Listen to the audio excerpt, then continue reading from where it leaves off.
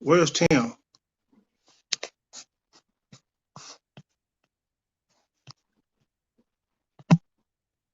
Hold on.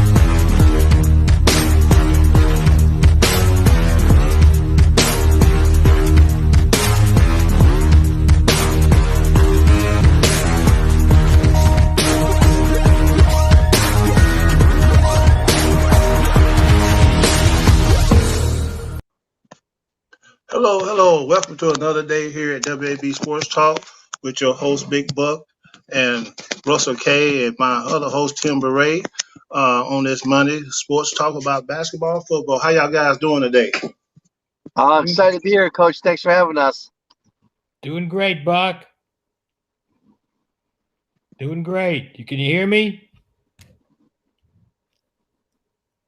Bit and everything. I'm waiting on Big Sharon on. He's supposed to be joining us today on our cast today and everything. Glad to have y'all guys. Y'all have a pretty good weekend. Oh yeah, I just got back from New York. That's good. We had some pretty good games this past weekend, Tim, and everything. I don't know why this thing doing that. You got me, Buck? Yeah, can you hear me? Yeah, I can hear you great. All right, that's good. Yeah, So we had good. a great weekend of college football. A lot of the media people said it was one of the best overall weekends we've seen in many years. You had incredible, thrilling last-second games, teams going for two to win the game instead of kicking the ball to go into overtime. Incredible comeback we saw from the University of Oklahoma in their game against Texas. We saw Alabama go down, which happens in the regular season about once every 5 years. So that was quite a weekend. It was quite. I watched that Alabama game. I was pleased with the outcome. But when I say it was a great game, man, Texas A&M jumped out on them in that first half. Alabama came back, got themselves into the game.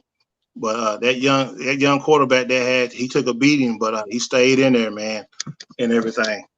Well, he did. He had just been, booed a couple of weeks ago. They had lost to Mississippi State. Somebody did one of those, if one team beat another and this team beat another, and it had Vanderbilt beating Alabama. If you do the links of one team beat another, and one team's greater than the other. So it was a crazy week. But yeah, the Texas A&M quarterback, I think he completed 13 of his first 14 passes and got him off to a good lead. It was 31-17, and then Alabama got back in it by blocking a punt. And then they stopped Texas A&M for a while, but then the last two drives, Texas A&M was able to score, and that place kicker kicked the winning field goal. Yeah, that was. I guess he said he was going to beat his alma mater, his coach, before he retired. So he got his dream come true that night. He said that last summer at a Houston touchdown club meeting during the summer, and of course coaches in the summer and the off season, and they're with a bunch of boosters. They tend to say things that maybe they can't cash in later on, but give Jimbo credit. He finally did it. Former assistant coaches were 0-24 against Nick Saban prior to that game. He finally cashed in on it, huh? Absolutely. Big Sharon, how you doing? Glad you're doing the show, my brother. Oh, man, we got a 76ers ski cap here. What's up, big fella? How you doing tonight? In honor of Ben Simmons. Yeah, I can hear you. We were sitting here talking about the Alabama game and Texas A&M game yesterday, the upset, and Tim was giving us a rundown on the coach beating Saban. Yeah, Yeah, I'm sure Sharon follows his stuff, so he knows that Jimbo is the first former assistant coach of Saban to come back and beat him. I don't want to jump topics here, but Sharon is living in the home of the only undefeated team in the NFL, the Arizona Cardinals. They yes, excited out there, Sharon? yeah, they are. They're going crazy out here, and I think it's a little bit too really premature. They really every there's not going to be any set offense out here, So let's just get that understood. They're gonna lose one or two games this year, probably, maybe even three. There's never going to be a team like that. I'm warning people like, hey, don't get your hopes all up talking about this. They're going to lose a couple games, but they are very good though. So my first topic for today, guys. First, let's know we always do, Tim. Let's cover the Clemson University. What's going on up there? I know we had an off week, and what we got going on for this upcoming week, and what's the atmosphere around Clemson? Well, the football team had an open date, as you said. We had a lot of guys injured before the Boston College game and during the Boston College game. We looked to get some of those guys back, in particular Justin Ross. Dabo didn't call it a concussion. He called it a head injury. But I think he's been back at practice, so we should get him back. And Galloway, one of the tight ends. And, of course, we didn't have Davis Allen for most of the game because he got ejected for targeting. So we look to have all those guys back this week as we head up to Syracuse.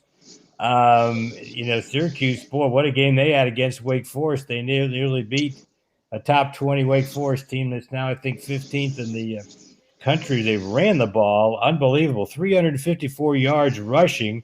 They lost the game in overtime. But they really impressed me with their ability to move the ball. So if they stay with Wake Forest as good as Wake has been this year, that's going to be a tough game coming up for us. Yeah, I think so too. I think the same thing. Go ahead, Can you hear Sharon. me? Go ahead. I think so too, mainly because I think now we're just starting to hit our groove. We're seeing DJ Oyunglele starting to find his groove. I mean, I think Tony's finding out now what he really can do, especially against teams that that don't particularly stop the run very much. And let's run him a little bit. But I think his groove is coming. It's like really, really hard to get in sync with your receivers. It takes a year or so to do that. You don't just come out of camp and like, hey, we're in sync. That's something. It took a while with Taj Boyd and Sammy Watkins and Nuke and them. It took a while for Trevor Lawrence to get with T. Higgins and them. It took a while. And that's why I can't stand the impatient stuff. Like, it's going to while, but he is coming along pretty well, finding his target. Defensively, we're studs anyway. We're so deep at different positions. Defensively, that I think we're going to keep doing that. We're going to get some guys back. Justin Ross is a stud. It's going to be really, really good for coming off of a bye week because quite frankly, we really needed that bye. We needed that because we got to have some cohesiveness together. Now you're 100% right, Sharon, and I think the attitude around the team has been good. And Skalski did interviews today, and he was a little upset that we dropped out of the rankings when we didn't even play. So it sounded like he's got a little chip on his shoulder, which I think is a good thing. So anytime he'll have a good way of spreading that throughout the team, and of course he was there in 2017 when we lost up there, so he'll be ready to go for sure. If he's ready to go, that'll spread to the rest of the team. Hey Tim, That was a Kelly Bryant game. Yeah. Hey, Tim, I got a question for you. Yeah. As we're talking about Clemson right now, obviously, that they've lost 2 games this year so far. Obviously, as far as like the playoffs and the bowl contention, do you think they're still in the running, or you think this is more of a rebuilding year for them, and maybe next year they're going to get back on track? Well, number one, I'd say it's a crazy year in college football. Now, we have not looked like a college football playoff team. And since the playoffs started in 2014, nobody with 2 losses has gotten in. But that said, if there had been a playoff in 2007, 3 teams would have gotten in with 2 losses. Because if you look at the last AP poll going into the bowl games in 2007, Ohio State had 1 loss, and then the teams ranked 2 through 7 all had 2 losses.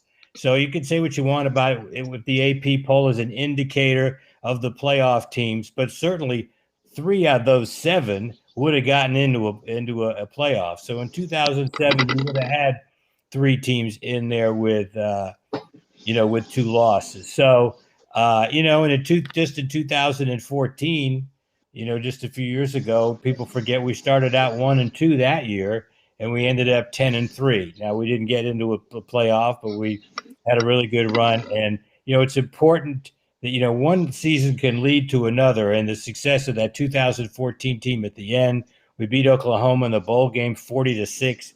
That carried over, and then of course we went 14-0 to start the 2015 season and made it all the way to the national championship game when we lost by just 5 points to Alabama.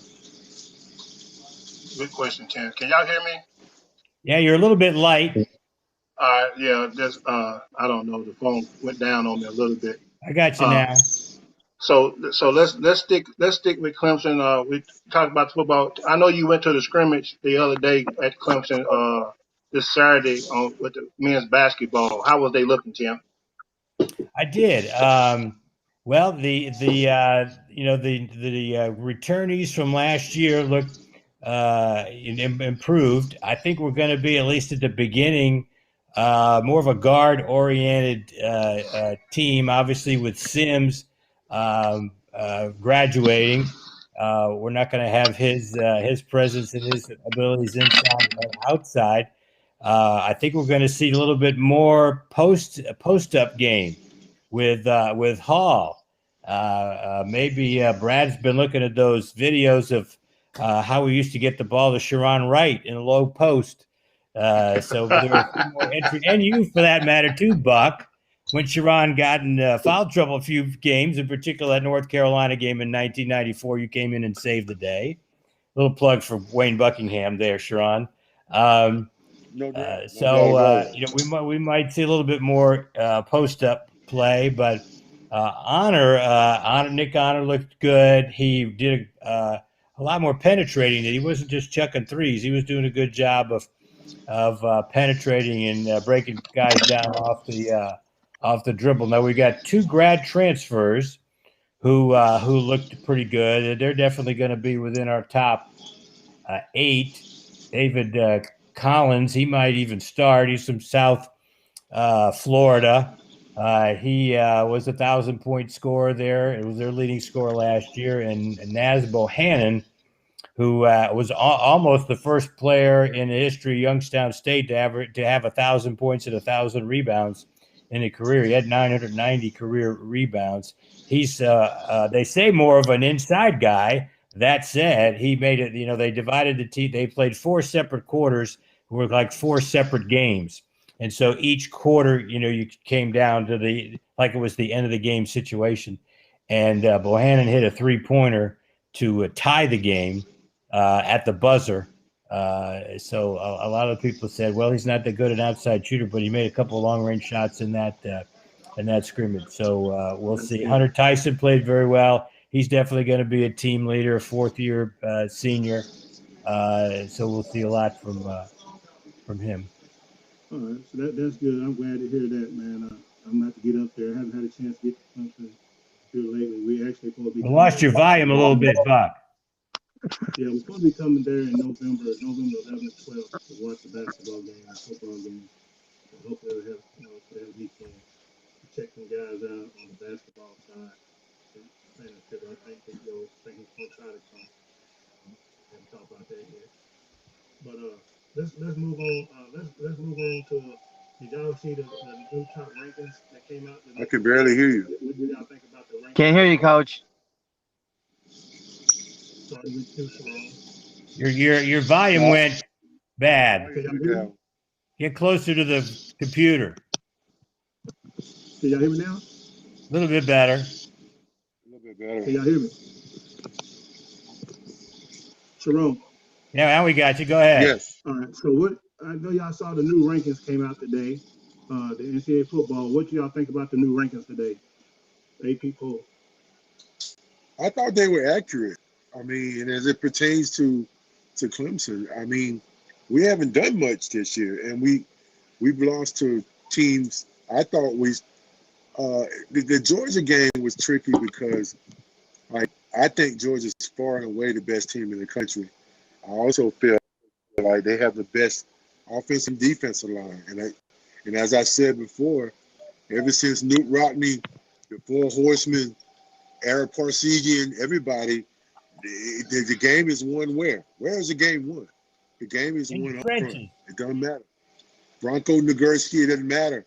The game is won up front, and they have the best offensive line and defensive line in the business right now, and they're gonna get even better next year. So, like I said, I mean, I think that the pros are excellent. Uh, there's no bias. I like what Scalzi is doing, what he said. But let's be realistic. We don't deserve to be in that. We don't deserve. We lost to NC State in a game in the last 10 years. We would have won. And I think that's just where it is. We got to get back on our horse, and we're struggling a little bit. So I mean, I think it's merited. Right. So Tim, Do you guys think what you think the about the struggles are rankings, Tim? coming?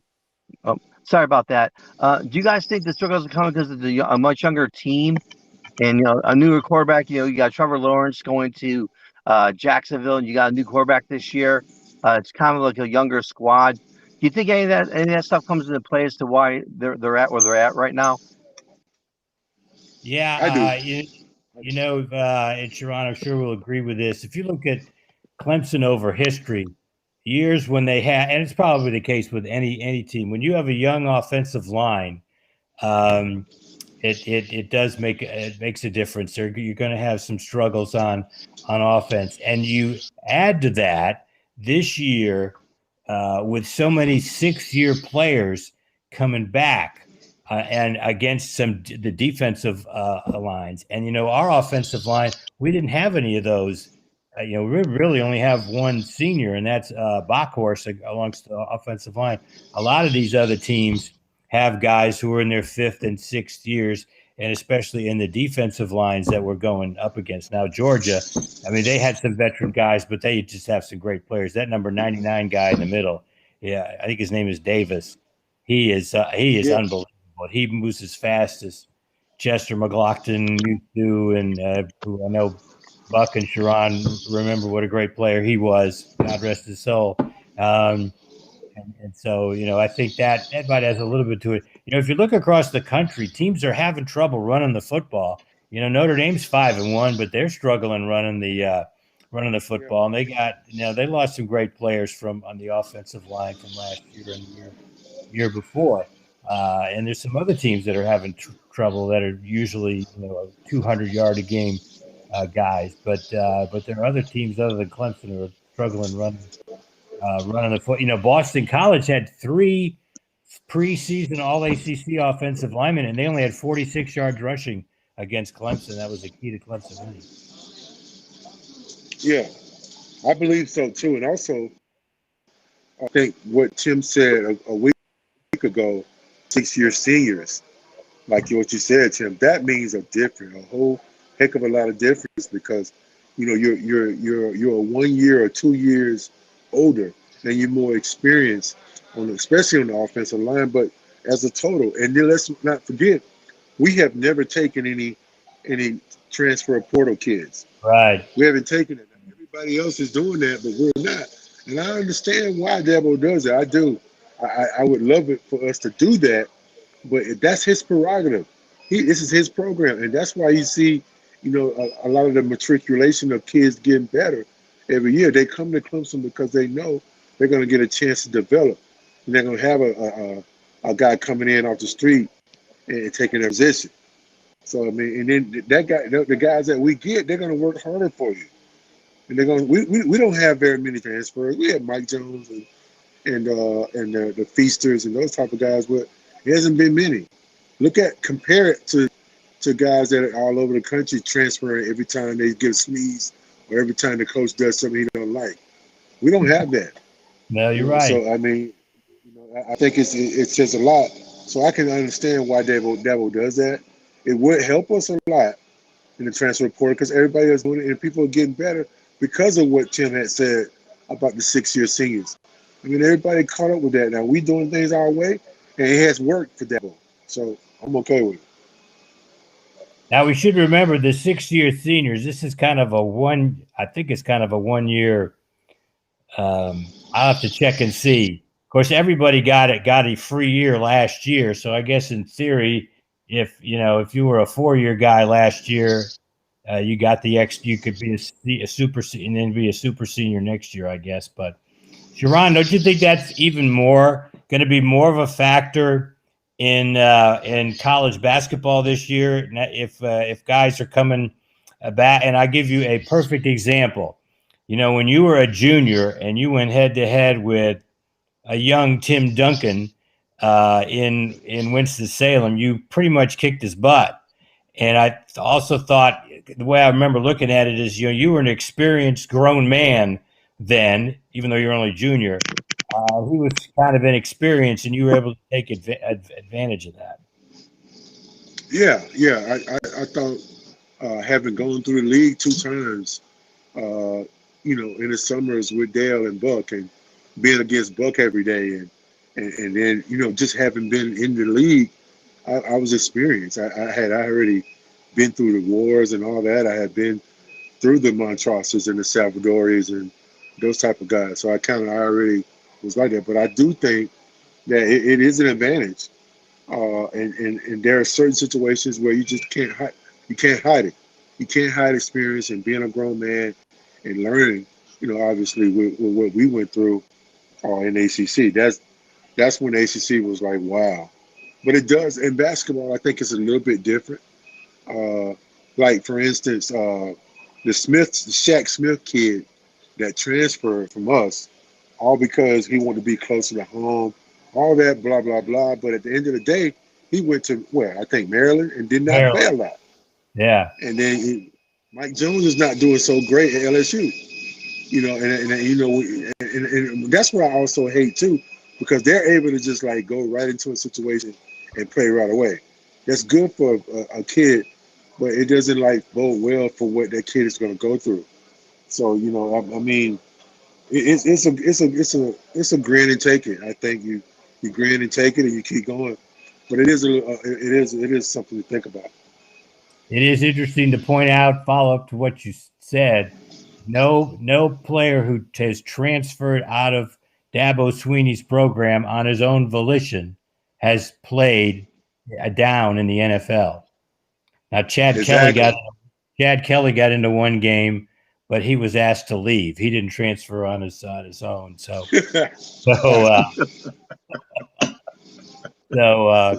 and now Tavian Feaster is out in Arizona, I think.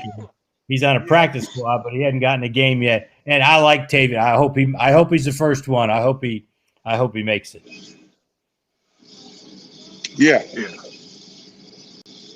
I like Tavian too. Yeah, good kid.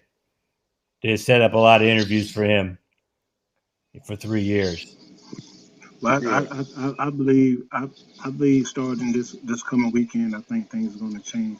But like you said, it's been a lot going on. So everybody go through a rebuilding year, and we all go through some ups and downs, man. And as you even look at what I think Alabama is even out of the top 4 this year, like since that loss. So it's kind of like mixing it up. The last 7 years it's always been the same 4 teams. I think me and Sharon was talking about this other night when we talked about Sharon about Yeah. how many SEC schools at one time been in the Final Four, how many ACC schools, and it's always been the same schools every year, Tim. You know, and if things keep going like this, it'll probably be the first year that it'll be a whole new different set. What y'all think about that? Yeah, no, you're right. You know, Yeah. I was right up there at I guess they're you know, number 2. Cincinnati is number 3. Cincinnati is going to be a fascinating case study because now they shouldn't lose, you know, the rest of the year, but they're not going to play any ranked teams and play. Well, they could play. SMU could be ranked when they play, and they're still undefeated. But you know, they're not going to. Their strength of schedule when it's evaluated by the committee can't possibly be that strong, other than beating Notre Dame and South Bend, which will, you know, if Notre Dame keeps winning, that'll be a big plus for them. Will that game on its own, you know, get them in the playoff? You know, now it could be if, you know, if Cincinnati's 12 or 13 and 0 and everybody else got at least one loss and most of them got 2 losses, then you know Right. you got a good chance to go in. And you know, Kentucky's a fascinating team to watch. College Game Day is going to go to the Georgia Kentucky game this weekend, and that's going to be an interesting game to watch. So it is kind of, I mean, I you know would rather have Clemson certainly more in the mix, but it is fascinating to see some of these newer teams you know, get in there. So I got one more, Sharon. You remember we was talking? So let me ask you this: any one of y'all can answer this question.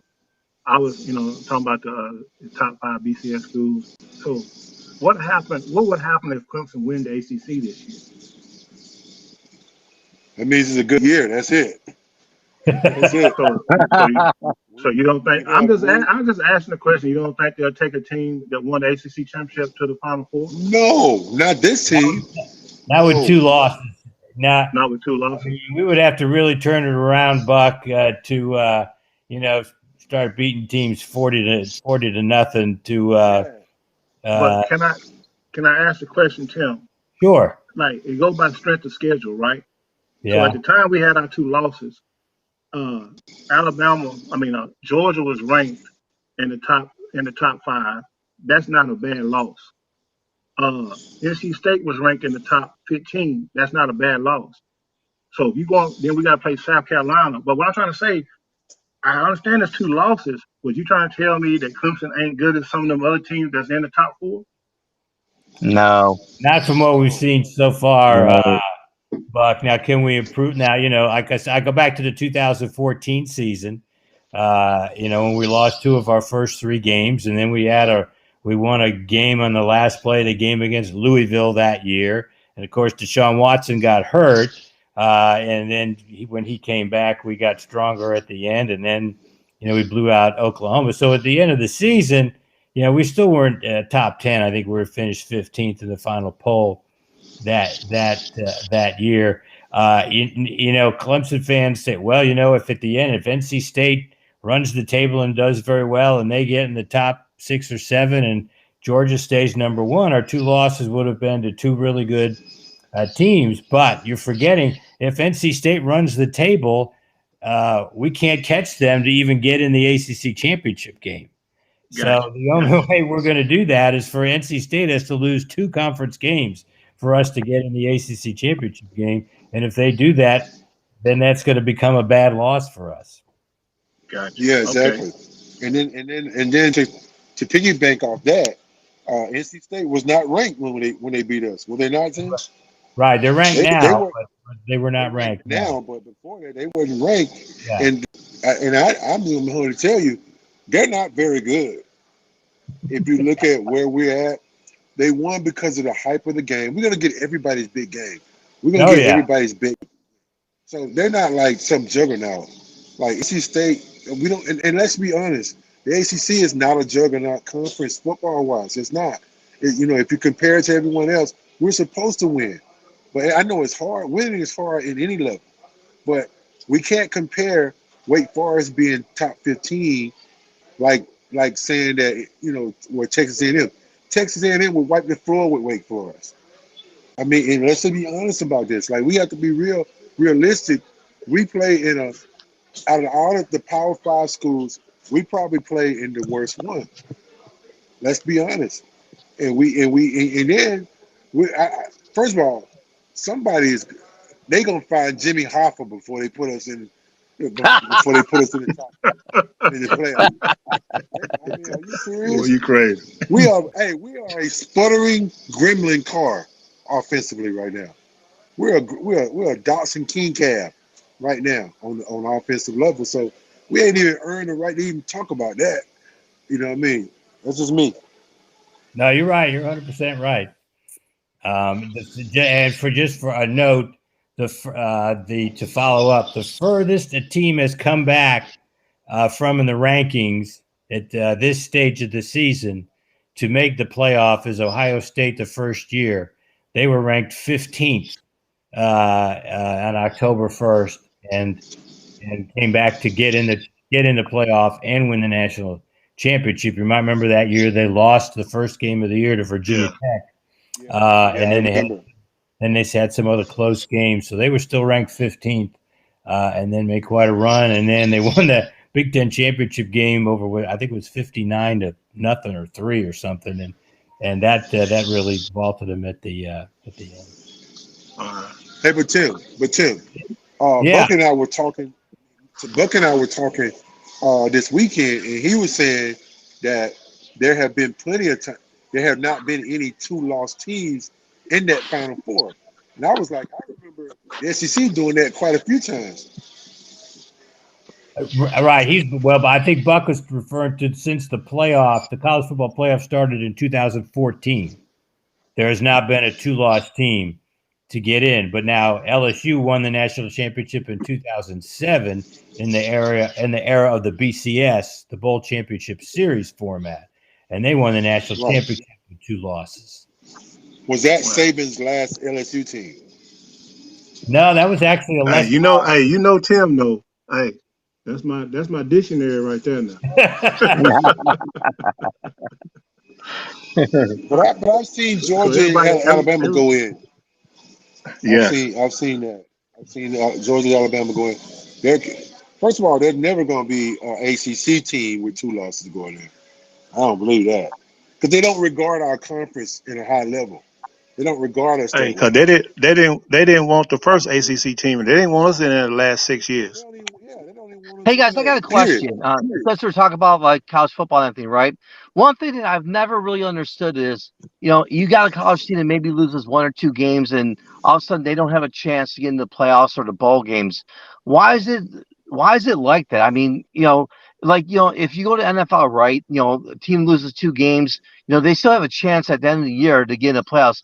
Why is college football so different? And is there any way that they can maybe go back and look at that, and maybe for the teams that maybe lost 2 games, can they go back and maybe allow those teams an opportunity maybe to turn around, as you guys are talking about during the podcast right now about some teams, you just talked about Ohio State, they turn around and boom, they wind up winning a national championship. Is that even making sense what I'm saying? It makes sense, but there's a very simple answer, Russell. The NFL is based purely on wins and losses, and what your record is relative to other teams. College football is basically based on opinion, and it's been that way forever. Now, it's not quite as much as it used to be, although it's still opinion as to who gets into the college football playoff. The four teams. They tried to take opinion out of it when we went to the BCS format between 1998 and 2013, and there was a formula that nobody in the world knew how it came about, or what the formula actually was, but it was a combination of strength of schedule and your obviously your 1 loss record and your ranking in the poll. So they mixed that up, and then whoever the top 2 teams were at the end of the season in terms of that formula is based on who got in. But they finally decided to expand it to 4 teams, and they went the route of the college basketball, kind of the route of the way the college basketball does it, with a committee, and that's how they're doing it. I mean, do you guys like think that's fair? I mean, another thing I have an issue with too is like they're actually starting to pay college players. I mean, how can I even happen? I mean, you never heard of college players ever getting paid before. I understand, they got families and they're trying to, to better their career and only a small percentage gets into NFL or whatever sport they're playing, right? Since when do we start paying college players? I mean, me personally, I don't agree with it. What are your thoughts? Sharon, why don't you take that one? You've been closer to that than anybody. Yeah, yeah. I have mixed emotions, Russell, because I do have my kids, and even my younger son Nicholas is going to be coming into that in the next 2 to 3 to 4 years. But I've had, like I said, Sharon Jr. and Justice. My kids played on a high level, Division 1, and would I have liked it to be that way? Yeah, hell yeah. I would want to have a Dr. Pepper commercial too. I would have wanted those things. I think it's about how you raise your kids. I think it's about like Big Dave Uyunglele, him and his wife, who recently getting divorced. But I think they raising good kids. And you know what I mean? Like for instance, like this, Russell. Uh, uh, DJ has a deal with American Airlines. What's he doing? He's using that for his mom and dad to fly back and forth across the country. Which, by the way, it really gets expensive. By the way, that's expensive. So they're From giving him California. tickets. They give him a little bit of money, but what I mean, he's using it that way. There are ways to use it. I don't want to be like Spencer Rattler, who got eight cars. No, not like that. But I mean, and then you're getting an education. I get it, but listen, the NCAA makes $2 billion a year, bro. They make $2 billion a year. I remember being in Clemson, and I'm one of the top 3 or 4 players in the country at that time. But they're selling at Mr. Knickerbocker's. They're selling my jersey there, and I don't get any of that money. So what's the difference? They say you're getting a $50,000 education, yay! But you can get that at Tri-County Tech the same way. When you go to get a job, all they're gonna say is, well, you got a degree. They don't care where it comes from, Notre Dame or whether it comes from Doodoo State. Doesn't matter. So don't. To those who say the NIL is bad, that's your opinion. I get it, but like they're making $2 billion a year off these kids. Remember, that's $2 million or $3 million going into the stands every game. Okay, Nike is paying them. They're getting all type of money, and all it does is grease pockets. All it does is going to. It's not going back to the student athletes or the student body, for that matter. It's going right to the pencil pushers and the people in the NCAA. So they're like, if they're gonna give me a $300,000 deal for my kid, I'm taking that. It's up to you to continue to play on a good level, and it's got nothing to do with DJ. DJ is a great kid. I mean, let's stop this. I'm not saying euros. I'm saying I look online and people are like, well, they should have gave him money. Why? Why can't you give him? I mean, why can't he get money for that? That's his likeness. That's his number 5 jersey out there. It's not yours. It's not the school. But guess who gets the money from it? The school does. The NCAA does. The boosters, the chairman, all that. We're talking about $2 billion as opposed to a $50,000 education. That is absolutely insane. So for me, there's ways to do it. Maybe there should be something in place to curtail it and to adjust it. I get it. But don't tell me that these kids should not be getting money for their likeness. We ain't talking about the guy who uh, Akbar, who's just going to Clemson and he's a student. We're talking about a guy. We're talking about a situation where everybody in the country is buying your jersey. Everybody, you're on TV rights, ESPN, CBS, NBC. They're getting $2 billion a year from this. That kid can't get anything. That's wrong. And Yeah, I that's definitely appreciate that's your why they feedback. changed. Yeah. That's why they changed it, and players are getting it stuff. And I think when all this thing about paying players started, a lot of people reacted because they couldn't see the schools, doing it because it was going to be. Then you'd have, and it still might end up this way as far as the boosters running the athletic department. But the way NLI works now is that uh, companies outside of the school is are paying athletes. When DJ signed a contract with Bojangles. There's not money going through the school. It's a deal directly between Bojangles and DJ or Dr. Pepper in DJ, or as Geron said, with American Airlines. So Yeah, I think most people have been fine with it the way it's worked, so far. I think I think that there should also be education in that. I think what I like about Dabo is he hired somebody to talk to the boys, talk to Yes, them, like understand what you do with money, what you do with this people, you do with these type of situations. Like there are people out there right now that are gonna exploit this. Okay, some kids are not gonna do well with it. Like I don't think Brevin Galloway is doing well with it. Like you, because I'm on social media all the time. I don't think Brevin Galloway is doing well with it, but that's just me. But I think DJ's doing great with it. You use it to fly your peers across the country. And right. maybe you can get some free chicken out of it. Like, I get it. But the money helps his family. They helps his family. It ain't, I mean, like, but there's, like I said, there's a report out here that Spencer Rattler has got a new car, new truck, all this other stuff. I mean, that's the way you should not do it. But there are reasons to do that. And I feel real strongly. I know for a fact that when I was in college and I'm one of the top 5 players in the country, I would have been rolling around in a sport truck. Trust me. And I would, and my mom would not have to struggle and be on welfare for 15 years of my life. That's not going to happen. So there's the reasons why it's good. There's the reasons why it can corrupt kids. But I mean, that's what you do. I mean, like, because listen, there's a disparity in the money made, brothers. Listen, $2 billion off of every kid out there does not equal to a $50,000 education every year. That doesn't equal up. I'm sorry. All good point. Yeah, absolutely. Thank you. All right. Yeah. All right. So our next subject, guys, is who had a chance to watch LA play last night, and the New York Knicks. Kevin Durant. Now, you get to watch the games last night, Sharon? I did not. And I'm boycotting anything that the Nets do because I'm so against what Kyrie is doing is ridiculous. I think it's Yeah, he didn't. ridiculous. He didn't. He didn't show. Well, he couldn't play last night. Yeah, like man, I just think that's. I mean, come on, man. You're getting paid $30 million a year to dribble a ball, whether you play well or not, and you're telling me that you're gonna miss all the home games because you don't want to be vaccinated. Come on, bro.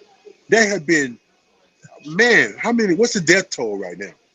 Over I mean, 700,000. yeah, like, are More, you more, serious? more than the 1918 pandemic. Exactly. Wow. And so you're saying what you're 670 saying 675,000 died during the 1918 pandemic, and we're over 700,000 with it. Wow. Yeah, people that's people can do people can do whatever they want, and I understand why there's a little hesitancy on that. To get the virus. I mean, because it's about pro-choice. It's about pro-choice. I get it, but don't hijack the team the way you're doing. Don't hijack the team and say I'm not going to play. If you're not going to play, then freaking retire. Just retire. They can use that salary cap money to go out and get somebody else. Because like you can't have your cake and eat too. You can't have it your way. You're a pro sports. I didn't want to play a bunch of nights. I mean, when I played in the league, I didn't want to play, but I had to play no matter what. And that's what I'm talking about. I think this is so stupid. I just do. So I haven't watched any NBA games yet, and I can't say I will this year. right. Yeah, I agree with you on that, Big Yo. Like I say, it was a good game last night. I really enjoyed the Lakers. I mean, LeBron did not play. It was a different team without him. They got blown out by Golden State, and they had some young players that played very well, but it wasn't really no contest. So I really feel sorry for the Lakers because what I saw last night, if LeBron getting hurt and can't play games, they're gonna be in really big trouble.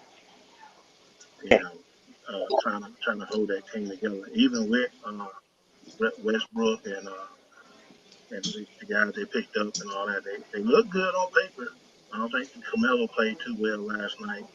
Westbrook didn't dress out. for them last night. So they got a good drugging last night. I Yeah, thought it's they might would have preseason looked though. at it. But It's say preseason though. what? It's preseason. I, Preseason, so they're not gonna play a whole lot. That's right, how it right. is in the league. But I mean, you know what I feel sorry for about Kevin Durant and James Harden. I feel sorry for them. They risked it. I mean, Kevin Durant could have signed a $200 million deal. He could have went Right. anywhere. I feel sorry for Steve Nash. I feel sorry for Steve Nash. He got to deal with that. Like, man, like they could have did other stuff. Kevin Durant could have went anywhere. James Harden could have re-signed with the Rockets and finished his career. He could have did a whole bunch of stuff. But they came there for this kid. And you out here doing that, man. I can't. I'm sorry. I don't care how good you are. You ain't Isaiah Thomas. I know that. Sharon, I'm going to ask you an interesting question about Irving. Do you Yeah. think if Kyrie Irving had stayed at Duke for another year, stayed 2 full seasons, he'd be doing what he's doing? And I guess where I'm coming Uh, from is, you stayed 3 years at Clemson, and I think the whole college experience had a maturing effect on you. And these yeah, guys it who, did. I mean, Irving only played 11 games at Duke. These guys Yeah. who are one and done. A lot of them could benefit from the college experience, and they'd be much better pros in the long run if they'd stayed another year at college, I think. I think his situation was different because he was injured most of the year. He didn't play particularly that well, but people could see like how good he really was, and he was #1 high school player in the country too that year, the next year before. I just think it was the beginning of the end for that with Duke. He wasn't going to be there long anyway, so why not go ahead and capitalize on what your draft status is at that point? For me, it was different because I needed to mature a little bit. Buck will tell you, I was very immature when I first came in. Yeah, I was mature, and I not off the court because Buck and I came from very good high school programs, so I knew a lot about basketball, but my life was different, and I needed that maybe 2 years, but that third year I came back because we had a great team. But I think I needed that time. I needed to grow. I needed to be able, and I grew a lot socially those years. Because that last year I grew a lot in terms of being a man. I think that helped me, and I do feel like it would behoove a lot of kids to say, not just on the court, because on the court they're gonna get right, but I think it from a social standpoint, being a man, learning how to do things. I learned so much from you, Tim. I learned a lot from you. I learned a lot from Coach Frank Howard. Listen to what I learned. I learned from Coach Ellis. I learned from Frank Howard. I learned from Yeah. Bill DeAndre. I learned from Bobby Robinson. I learned a lot from Robert Rickards. I mean, those are Yep. things I would not have if I hadn't gone, if I stayed. I agree with you 100%. I really, people don't. A lot of people, and I look at like Dale. Dale played 4 years, and he was a mature, guy ready to. I just think he was more prepared, I, and I think he had a longer career because of it. well, Tim, I'd like to piggyback off what y'all was talking about on that, just based my opinion. Like, because you have a lot of talent and you come into college and you're coming out of high school, talent can only take you so far. Yeah, And it's not every aspect of the game. You got to have some maturity and guidance for that talent that you got. Yep. Mindset. You can be the gifted guy in the world, but it's a totally different story when Strong tell you when we talk to him when he come, you got to sit in front of all them reporters with cameras in your face and microphones in your face, knowing what right words to say. As a 17-year-old, 16-year-old, 17, 8-year-old kid, in the limelight and coming in as a Magnum All-American or when you get to school. My problem is I'm not trying to say kids shouldn't get their money, but I think the money always will be there. Because these days and time that you can take out life insurance policies and the accidental policies on your child if he's got the rights to go and get drafted in the top first, lottery pick or whatever to make $1 million. So I think yeah, kids should stay in school and get that experience and learn to be an adult. Because I think that's what's wrong with the pro life today is that we got too many kids trying to be grown men, making grown man's money. It's good. I don't fault nobody for making that paper, but it's hurting the game. And you see it every day by the decisions these young guys make, making dumb decisions, saying dumb stuff, and for look at these guys. Think about these guys that going through this thing. Strong. You brought up about the healthcare thing. These guys get Yeah. the wrong guidance, man. If they had the right guidance at a young age, they wouldn't be doing dumb stuff like that. That's one thing Yeah, I say I about agree. even coming to Clemson or not any university. I give credit to Cliff Ellis as being not just a coach, but as a father figure because my mom and dad trusted him with their sons at a young age, not just for basketball, to make young men, make great men out of those players, of these guys that spend time with him. That's worth more money in the world than if you making $1 million. That's my opinion on that. Like in Toronto, we was one of the highest rated kids that ever come through Clemson. We had it, but I talk to kids all the day. Look, if you get a free education and think about all the kids from that we met, young men that we played ball with and met over the years through BC 5 star. We just did one with James Forrest, got drafted, got inducted into the Hall of Fame down at Georgia Tech. Sharon came on, gave a shout out to him on my Life After Sports segment. Think about the people we met. And Sharon brought this up to him. I didn't know that two making guys, one making guy came to Clemson, one making guy went to Georgia Tech, one Southside guy went to, me and Jane, Sharon came play with me, Newbill, and Jane would play with Newbill. Yeah. With Georgia guys, man. And we actually all played in the ACC against each other, but from high school all the way through. You can never get moments like that in friendship. We competed against each other in high school. We competed against each other in college. Them are the Yeah. memories that you miss when you try to jump ship, go chase that dollar. Because what happens if you blow Yeah. out your knee or whatever, and you're going to lose it anyway. But at the same time, You will never see that you're again. learning and getting to meet people, and you coming out of college and getting a free education, and you're learning how to deal with trouble in life situation that you're going through at this critical period of time. That's my opinion on that. No, I Yeah, agree. you'll That's never see that again. good points. Good Good point. point, So, guys. but great subject, man. So let's jump off the NBA. Let's jump over here. I know all y'all love football. I know Sharon, your Dallas Cowboys won yesterday. I know your Buffalo Bills won yesterday. And Timber, I don't know who your favorite team is. My favorite team is a team with Clemson guys on it, so I kind of root for So all the you Clemson you guys. like I I'm watch a the Pittsburgh Raiders. Steelers guy. So I love Hunter we Renfrow. all got W. So I'm gonna give opportunity. We're gonna start with Russell K. Give him opportunity. Let him talk about his Buffalo Bills. Then we're gonna go to Sharon. Let him talk about his Dallas Cowboys. Sounds good. Yeah. Well, I mean, obviously we saw the game last night, right? Buffalo and KC, right? And Buffalo made a statement last night by going into KC and knocking off the Chiefs. No question about it. I really believe that by them going into KC and knocking off the Chiefs, that is a statement game.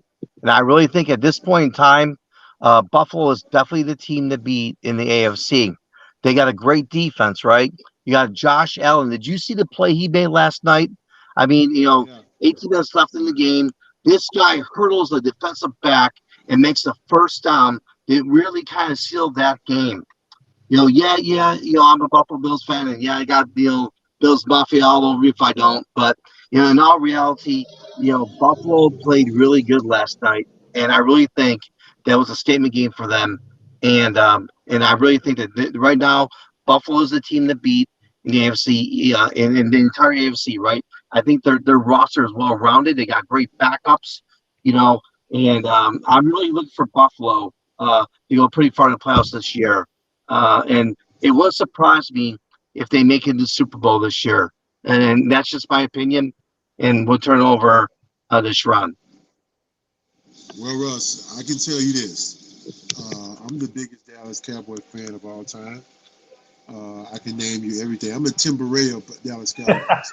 And I'm going to say this. Buffalo is really freaking good. And I watched him last night. I was like, this guy is 6'6", 250 pounds doing what he. And not only that is he athletic, but he's really smart.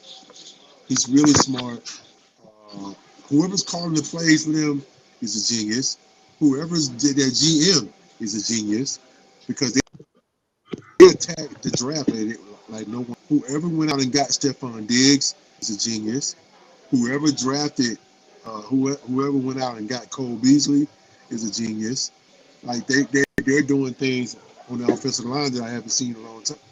They're gonna break that Thurman Thomas and Daryl Talley, Jim Kelly curse. Trust me, they're gonna break that. In saying that, I do believe we're the second best team in the world because the way Trayvon Diggs Right. is playing, the way Michael Parsons is a freak of nature, and I think Dak is the best. I think Dak's the MVP this year. Just he should win Most Improved and he should win MVP.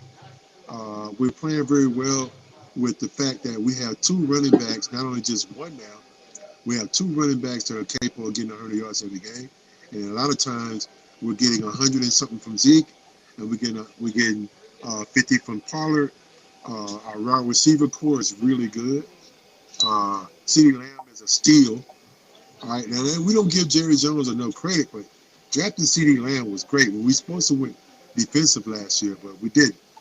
I feel like Kelly Moore's doing a really good job. I like to see Mike, McCarthy's got to get a little bit with his time management, but other than that, he's doing pretty well.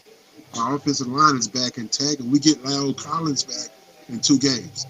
So I mean, we're going pretty good, man. And also we'll be getting DeMarcus Lawrence back as well. So this team is going to get even better. I got one thing to say though. How about them Cowboys? Hey, you forgot Diggs, man. Your defensive back Diggs, man. I mean, he got another interception in yesterday's game. That's number 7 for him in the season. So that guy's really impressive. That was the first thing I said. I said Trayvon is Well, unbelievable. y'all forgetting about the best. Y'all forgetting about the best player in the NFL this year, and he's right out of Clemson University. He's from Clemson University. He was a walk-on. That played for the Raiders. My boy Winfro. I'm gonna tell y'all now.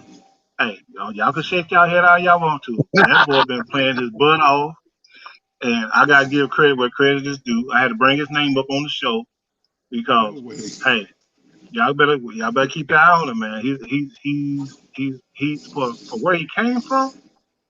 Not just how he came through Clemson, but his journey from being a walk on, doing the things that he done. He's got a story to tell, and to be in the NFL, to be starting and doing what he's doing, y'all can say what y'all want. That kid have proved himself to the point where he's one of the great slot receivers in the NFL. And by the time he retires, I guarantee you he's going to be right there with kind of like Hines Ward. I can agree. I can agree that. I can agree.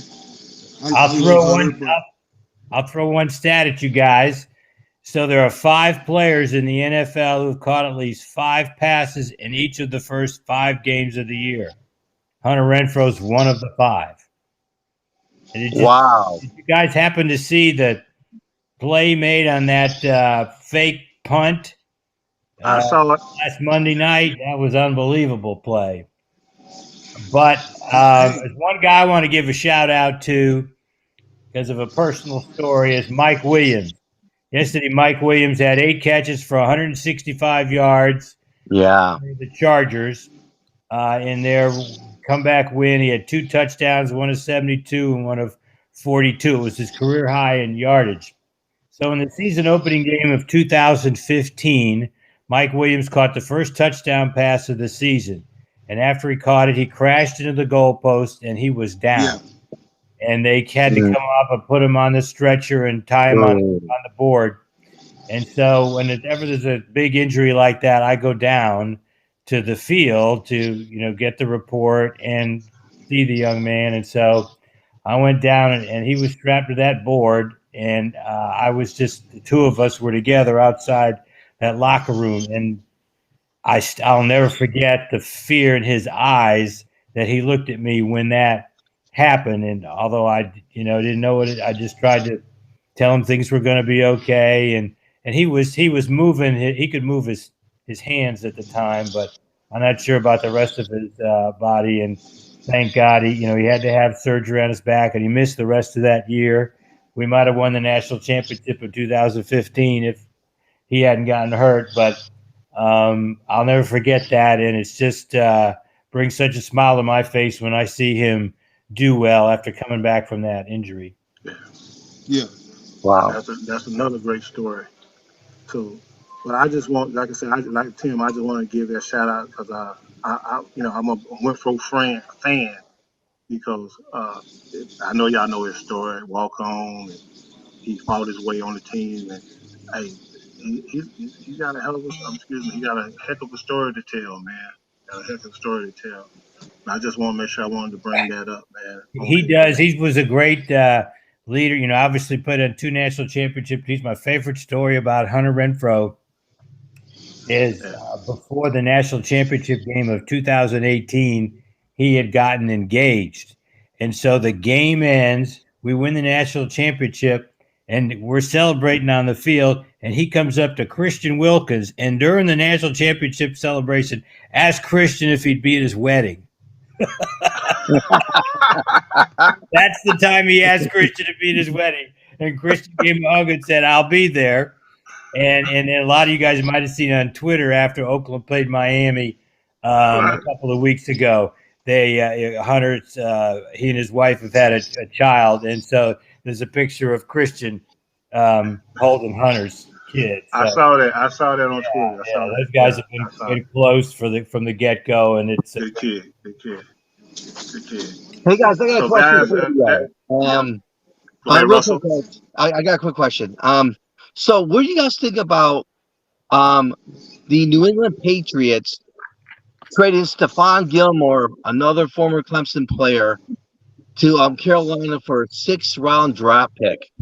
I mean, you let Tom Brady walk out the door, you get nothing for him, and then you get Stephon Gilmore and trade him to Carolina for a 6th-round draft pick. What do you guys think about that?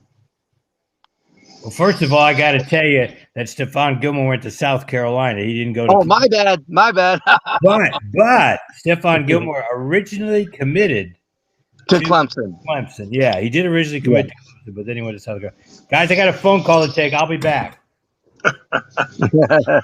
Hey, Hey, well, hey, Russ, man, I was about to but kick you through but this that's just phone. like Dallas. A strong Dallas. What they traded y'all middle linebacker to Miami and paid him, still paying him $7 million to play for Miami. No, it was Notre Dame guy, Jalen Smith, and he went to they released him, and then he signed the next day to Green Bay. Well, yeah, and they got to pay his salary, but that clears Right. up space for them to kind of maneuver a little bit with salary cap. So yeah. Yeah, I saw that. I saw that yesterday. They were talking about that, man, and everything. But guys, man, I know we've been on for an hour. We're running out of time. Had some great conversation. Appreciate y'all logging in today, man. Discuss some sports here on W.A.B Sports. Proud to have Sharon joining the group and the crew, man. Yeah, You're welcome to come back anytime, brother, and everything. Russell, you know always glad to see your lovely face, even through USA Radio Worldwide, it. WAB Sports, and everything. And always good to have Mr. Tim Ray, one of our sports guys. I call it the encyclopedia. He knows everything we need to know if we got any questions. Appreciate y'all being part of the show tonight and everything, man. And look forward to y'all next Monday. Y'all can tune in tomorrow. WB Sports. We do our life after sports. We got Elvis Burns, one of the former NBA guys that played at Maryland. Me and Sean played against at Maryland Hall of Fame guys. He'll be on the show tomorrow night at 5:30. Tune in for that. We got a close and personal interview with him talking about life after sports. This is your host, Wayne Buckingham Big Buck, signing off with Shalom Light, Russell K, and Timber Ray. Y'all be safe out there and everything. All right, guys.